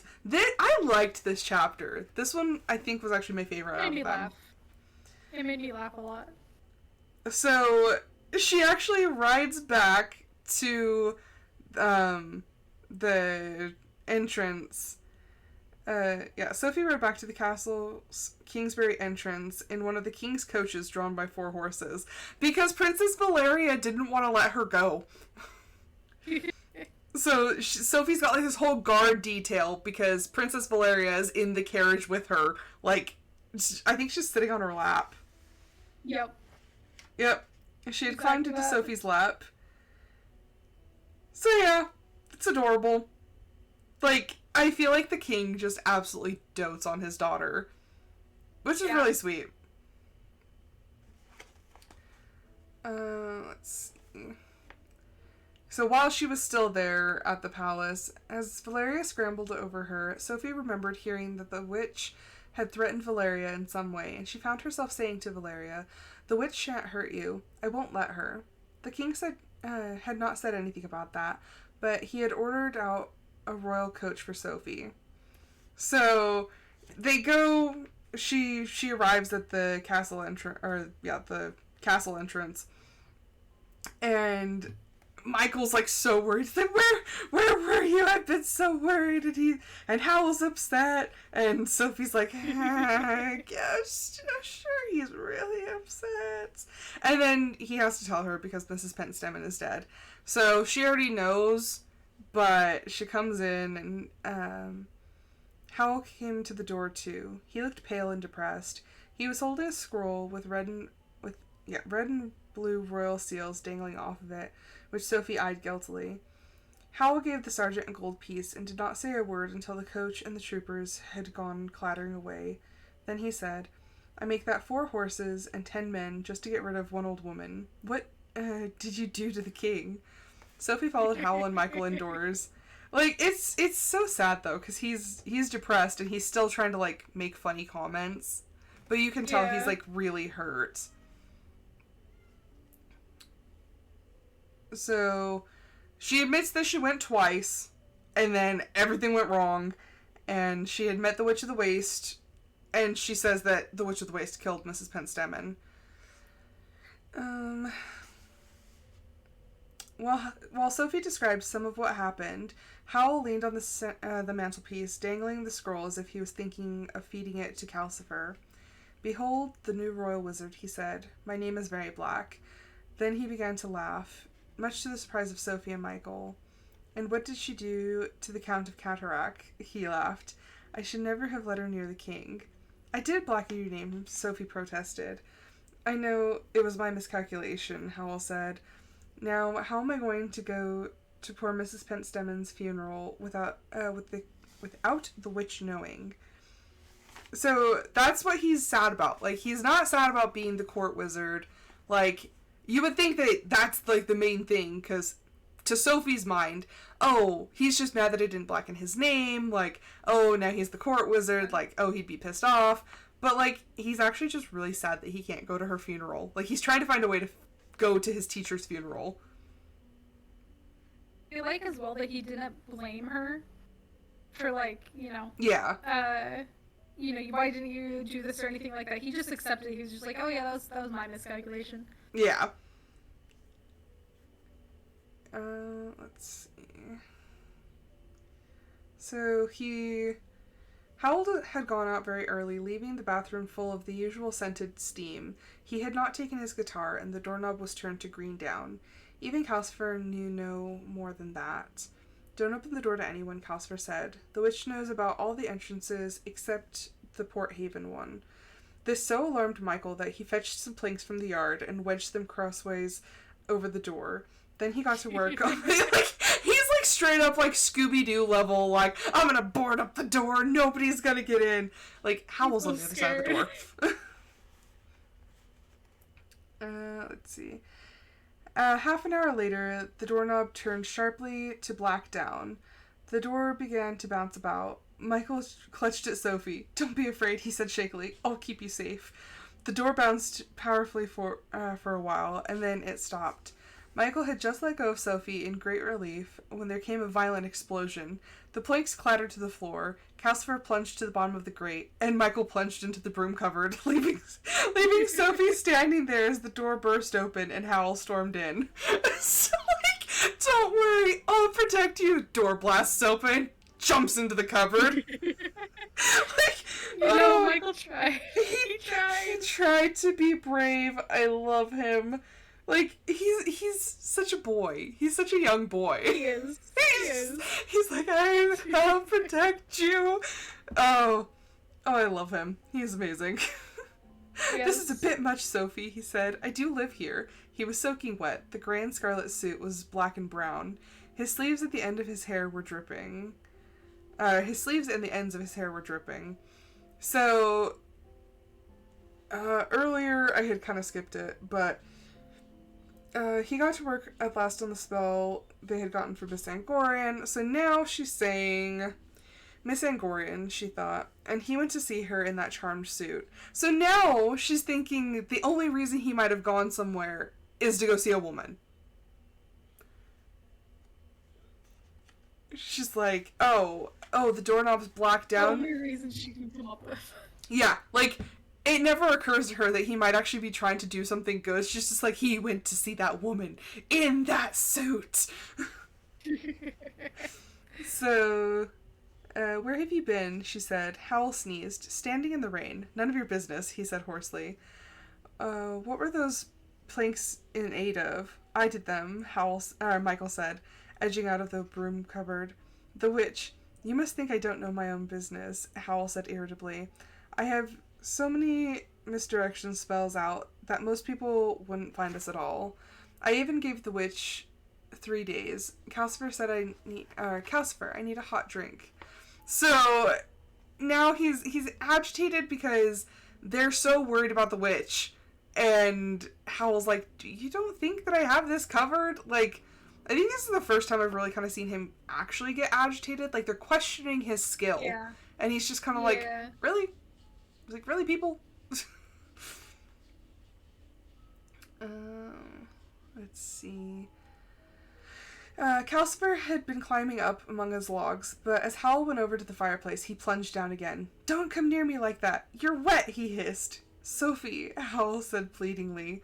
Sophie folded her arms pitilessly. What about Letty, she said. I'm soaked through, said Howl. I should have a hot drink.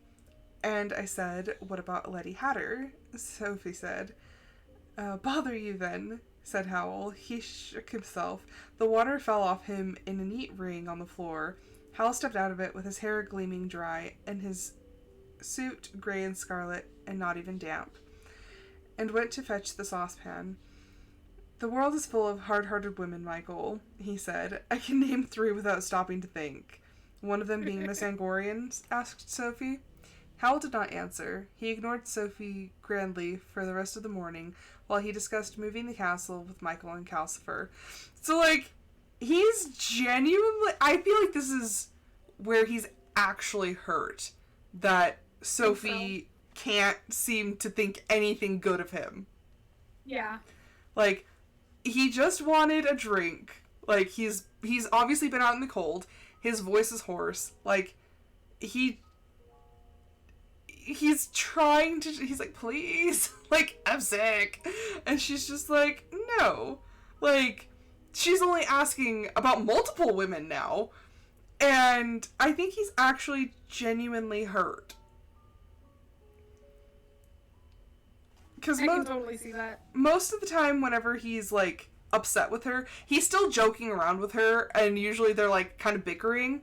But now he's actually just straight up ignoring her. Like, I think she actually hurt his feelings by thinking only terrible things of him. Yeah. Let's see.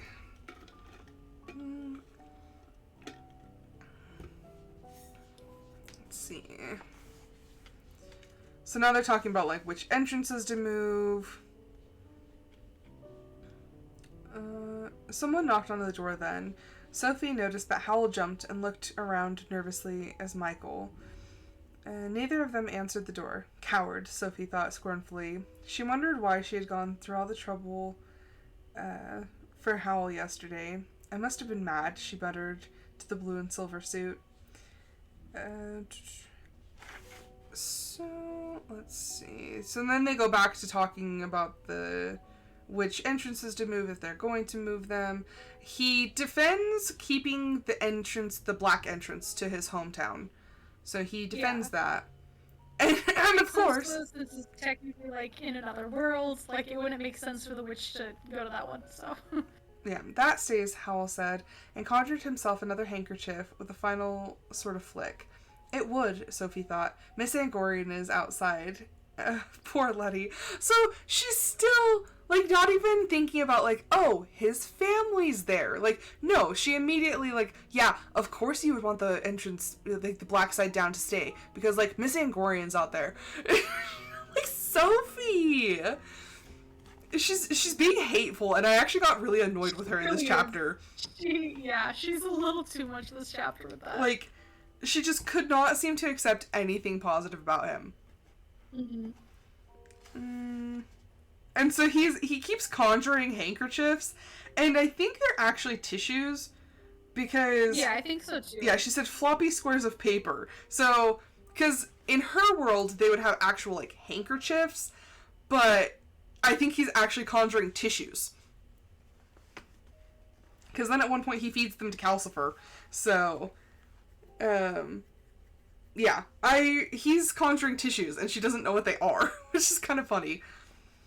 But that's another little nod to, like, him being from a different world, because instead of a cloth handkerchief, he's just summoning disposable tissues. Let's see. And then he starts getting sick. So he's sneezing, his voice is growing hoarse.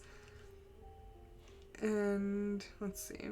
Oh, why is it that whenever I go to Wales, I always come back with a cold? Howl croaked, and conjured himself a whole wad of tissues. So they actually called them tissues right there. I think that might have been a slip. Because the whole time... It was a slip, which is like... Because they were specifically calling it that, but then, like, because of the realization that, like, it was handkerchief after handkerchief, I feel like they put that in there intentionally, but, like, yes, it is tissues to kind of confirm it for the reader. It's just, it's weird that it says tissues because it's like Sophie's kind of narration. Yeah. But yeah, so. Anywho. So, Sophie snorted. Did you say something? Howl croaked. No, but I was thinking that people who run away from everything deserve every cold they get. She's so mean to him! Oh, mean. She's so horribly mean. People who are appointed to do something by the king and go courting in the rain instead have only themselves to blame. So she didn't even ask him, like, hey, what were you doing there? Like, why were you in the rain? Like, I mean, she kind of makes an offhanded comment, and then he's like, none of your business. But she never actually, like, is concerned and like, hey, like, what were you doing? So she just accuses him of going courting in the rain. And then Howl responds, you don't know everything I do, Mrs. Moralizer, Howl said. Want me to write you out a list before I go out another time? I have looked for Prince Justin. Courting isn't the only thing I do when I go out. When have you looked? Said Sophie. Oh, how your ears flap and your long nose twitches, Howl croaked.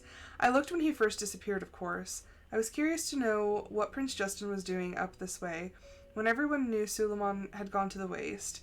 I think someone must have sold him a dud finding spell, because he went right over into the Folding Valley and bought another from Mrs. Fairfax, and that had fetched him back this way fairly naturally, where he stopped at the castle, and and Michael sold him another finding spell and a disguise spell.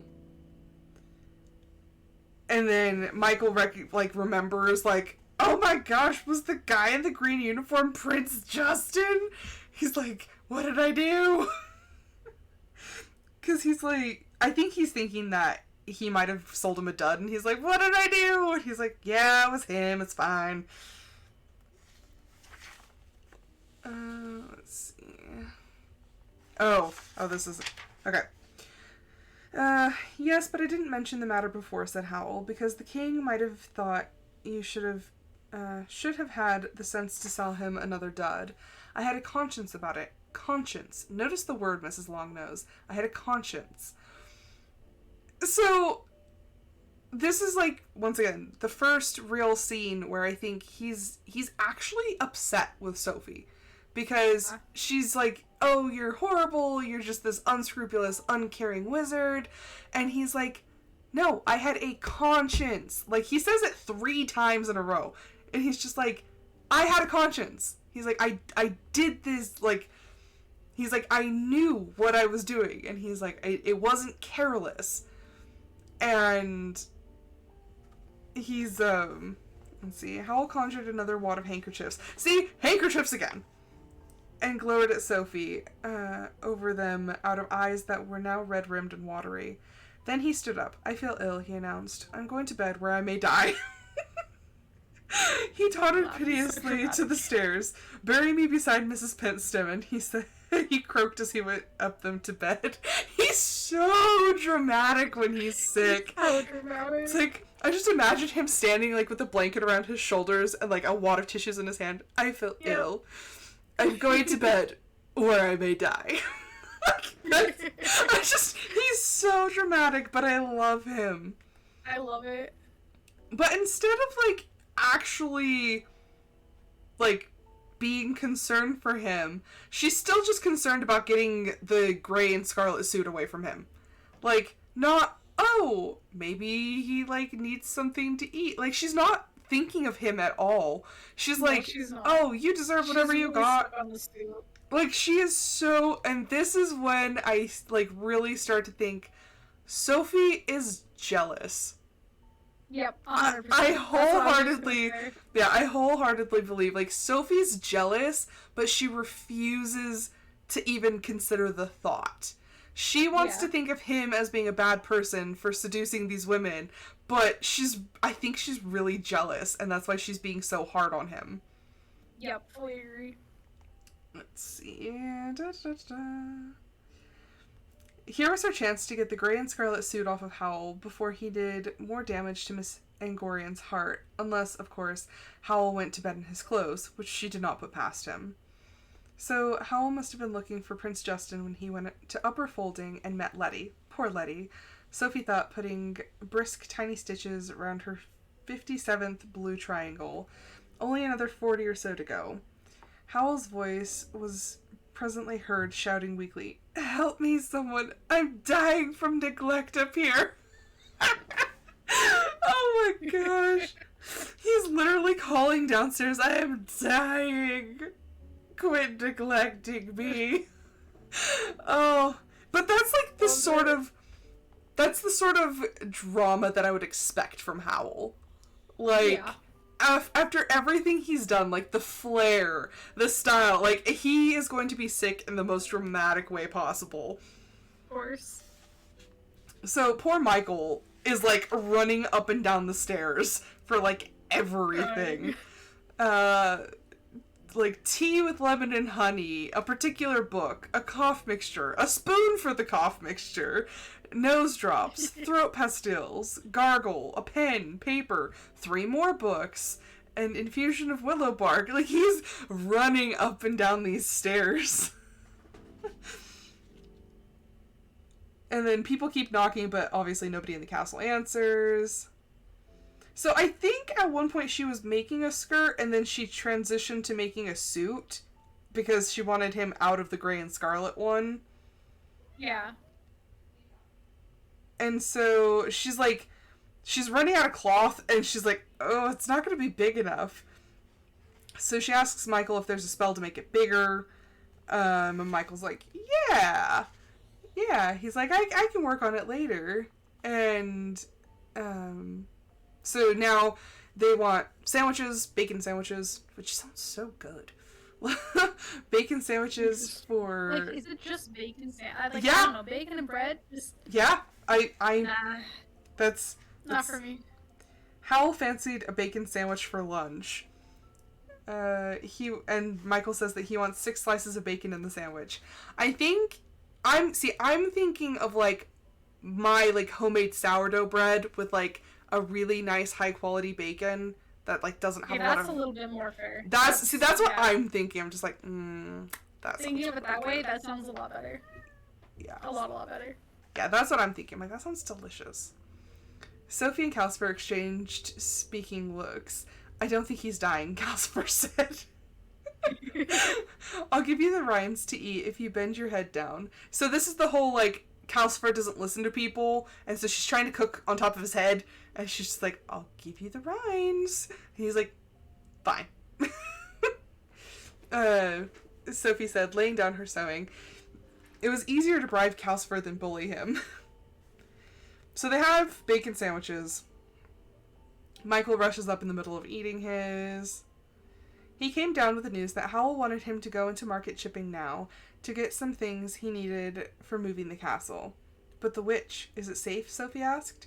Michael licked the bacon grease off his fingers and dived into the broom cupboard. He came out with one of the dusty velvet cloaks slung around his shoulders. At last, the person who came out wearing the cloak was a burly man with a red beard. This person licked his fingers and said with Michael's voice, Howl thinks I'll be safe enough like this. So, they have, like, disguise cloaks. Yeah. And, so they're like, well, okay. And she sends him on his way. Peace descended. Calcifer settled and chinked. Howl had evidently realized that Sophie was not going to run about after him. There was a silence upstairs. Sophie got up and cautiously hobbled to the broom cupboard. There was her chance to go see Letty. Letty must be miserable by now. Sophie was fairly sure Howl had not been near her since that day in the orchard. It might just do some good if Sophie were to tell her that her feelings were caused by a charm suit. Anyway, she owed it to Letty to tell her. The 7 league boots were not in the cupboard. Sophie could not believe it at first. She turned everything out, and there was nothing there but ordinary buckles, brooms, and the other velvet cloak. Drat the man, Sophie exclaimed. Howl had obviously made sure she would not follow him anywhere again. Because she didn't necessarily follow him the last time, because they were trying to get to Letty, and he was there. But yeah, the 7 league boots are gone. And it's funny, as soon as Michael leaves, Howl gets really quiet. Yeah. Well, he knows that she's not gonna... I mean, he probably doesn't want her necessarily up there either right now. You know what I mean? She might try to clean things. Clean things and, yeah. So, let's see. So there's a knock at the door, and it lasts for a long time. Like, 5 minutes later, it's still going on. Sophie looked at the uneasy green flickers, which were all she could see of Calcifer. Is it the witch? No, said Calcifer, muffled among his logs. It's the castle door. Someone must be running along beside us. We're going quite fast. Is it the scarecrow? Sophie asked, and her chest gave a tremor with the mere idea. It's flesh and blood, Calcifer said. His blue face climbed up into the chimney, looking puzzled. I'm not sure what it is, except that it wants to come in badly. I don't think it means any harm. So, let's see. So she was looking through the cupboard, she puts the cloak back. Let's see. Calcifer stared. For the first time... Oh, wait. She still had the second cloak. Okay, so she put on the cloak. So she threw it round her shoulders as she went to the door. Calcifer stared. Then, for the first time since she had known him, he bent his head down voluntarily. Great cackles of laughter came from under the green curly flames. Wondering what the cloak had turned her into, Sophie opened the door. A huge, spindly greyhound leapt off the hillside between the grinding black blocks of the castle and landed in the middle of the room. Sophie dropped the cloak and backed away hurriedly. She said she had always been nervous of dogs, and greyhounds are not reassuring to look at. This one put itself between her and the door and stared at her. Sophie looked longingly at the wheeling rocks and heather outside, and wondered whether it would do any good to yell for Howl. So, now that she's in trouble, she wants to scream for Howl. Now that he's useful. See, this part was weird, because this was the last chapter, and so I read this at, like, almost 1 a.m., so I'm like, I got confused. Let's see. The dog it's already bent back, and somehow hoisted itself onto its lean hind legs. Oh, nightmare fuel. That made it almost as tall as Sophie. It held its front legs stiffly out and heaved upward again. Then, as Sophie had her mouth open to yell to Howl, the creature put out what was obviously an enormous effort and surged upward into the shape of a man with a crumpled brown suit. He had gingerish hair and a pale, unhappy face. Came from upper folding, panted this dog man. Love Letty. Letty sent me. Letty crying and very unhappy. Sent me to you. Told me to stay. He began to double up and shrink before he had finished speaking. The dog gave a howl of despair and annoyance. Don't tell Wizard, he whined, and dwindled away inside reddish curly hair into a dog again. A different dog. This time, he seemed to be a red setter. The red setter waved its fringed tail and stared earnestly at Sophie from melting, miserable eyes. Oh dear, said Sophie as she shut the door. You do have troubles, my friend. You were that collie dog, weren't you? Now I see what Miss Fairfax was talking about. That witch wants slaying, she really does. But why has But why has Letty sent you here? If you don't want me to tell the wizard Howl. The dog growled faintly at the name, but it also wagged its tail and stared appealingly. Alright, I won't tell him. So this is the dog that Michael chased around the garden. The one that really doesn't like Howl. Also, like, wasn't Letty's original lover, like, cursed and turned into a dog? I don't think they said exactly what the curse was, just that he was cursed, or like something unfortunate. I thought for sure they mentioned that he had turned into a dog, or something like that. No, because I can't remember, and I'd have to go back and look. No, because I think they just said that like that something like unfortunate happened to him. Yeah.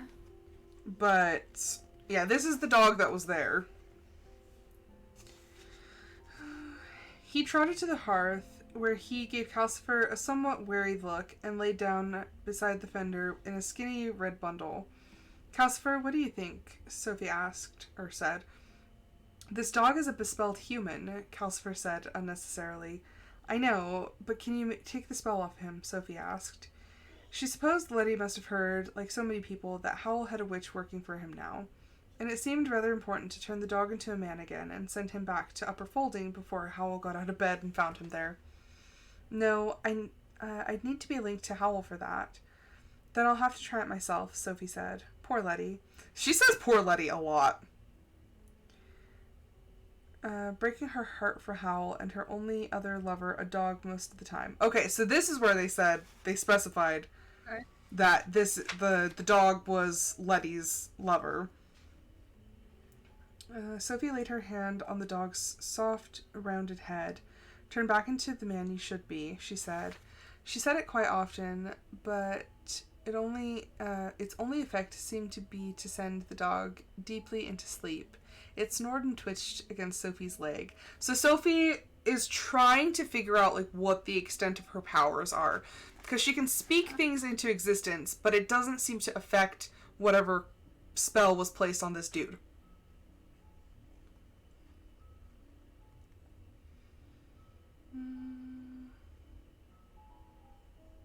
Let's see. Meanwhile, a certain amount of moaning and groaning was coming from upstairs. Sophie kept muttering to the dog and ignored it. A loud, hollow coughing followed, dying away into more moaning. Sophie ignored that too. Crashing sneezes followed, and the coughing. Each one rattling the window and all the doors. Sophie found those harder to ignore, but she managed. But, like, poor thing, he's, like, just straight up, like, so sick. He's sick, but I feel like, okay, as it goes, like, on with, it's saying, like, see, where is it at? Sneezes mixed with the moans and the coughs and the sounds rose to a crescendo in which Howl seemed to be managing to cough, groan, blow his nose, sneeze, and wail gently. At all the same time, the doors rattled, the beams in the ceiling shook, and one of Calcifer's logs rolled off into the hearse. So it went from it being like just him coughing to being like, hey, notice me, I'm sick. Like shaking the entire house. Like, oh yeah. all right, I get the message, Sophie said. So she's like, fine. It'll be green slime next. Calcifer, make sure that dog stays where it is. So she's like, not the slime. Not the slime! Really, these wizards. You'd think no one had ever had a cold before. Well, what is it? She asked, hobbling through the bedroom door onto the filthy carpet. I'm dying of boredom, Howl said pathetically. Or maybe just dying. He's just bored, so he's like, let me be dramatic to get her attention. Pretty much. And then she goes and she feels his forehead, and he actually has a fever. I'm delirious, said Howl. Spots are crawling before my eyes. Those are spiders, said Sophie. Why can't you cure yourself with the spell? Because there is no cure for a cold, Howl said dolefully. That's funny, even in the magic world, there's no cure for the common cold.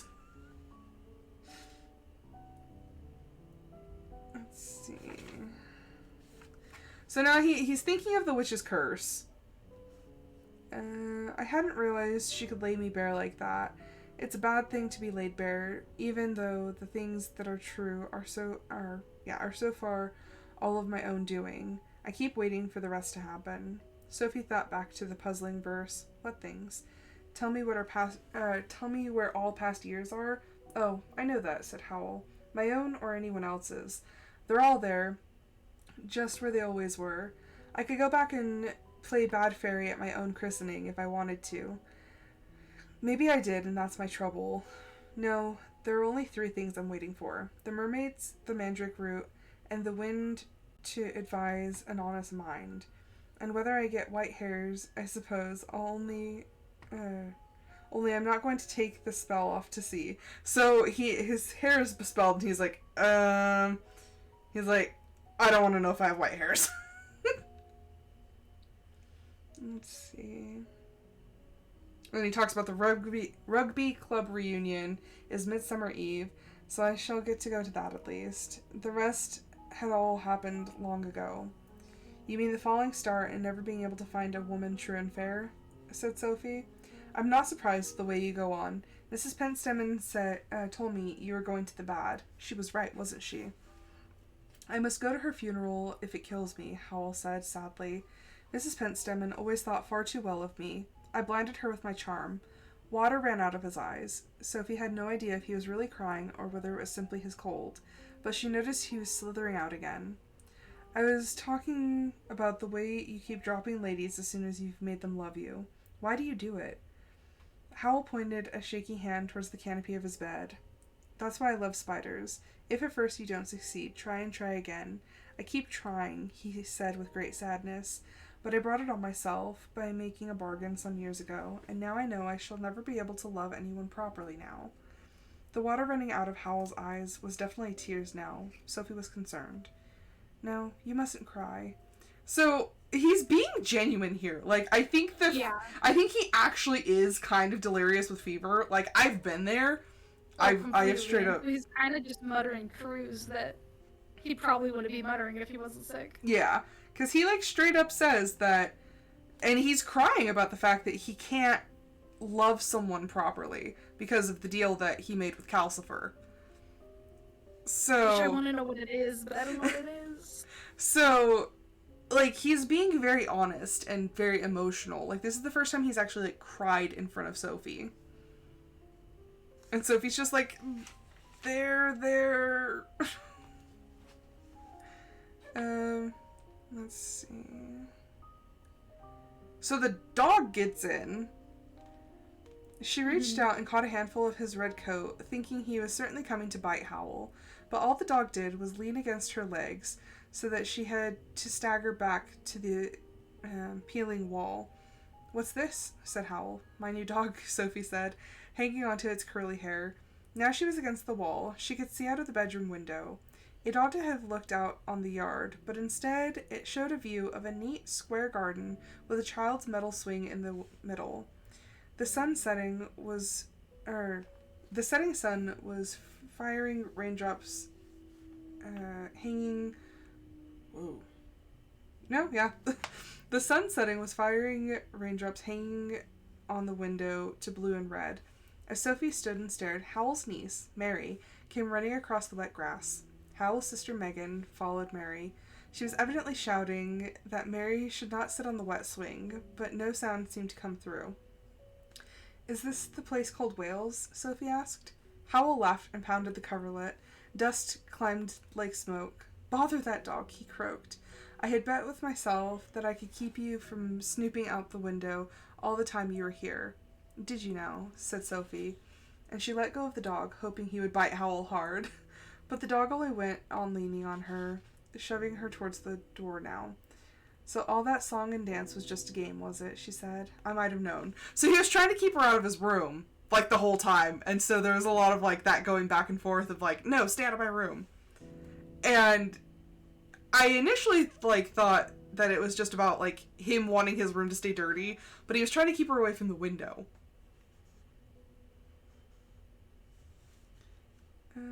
Let's see. I think, like, why? Why is he trying to keep her away from the window so much? Is it just because he didn't want her to see? Well, sorry, I'm asking questions. No.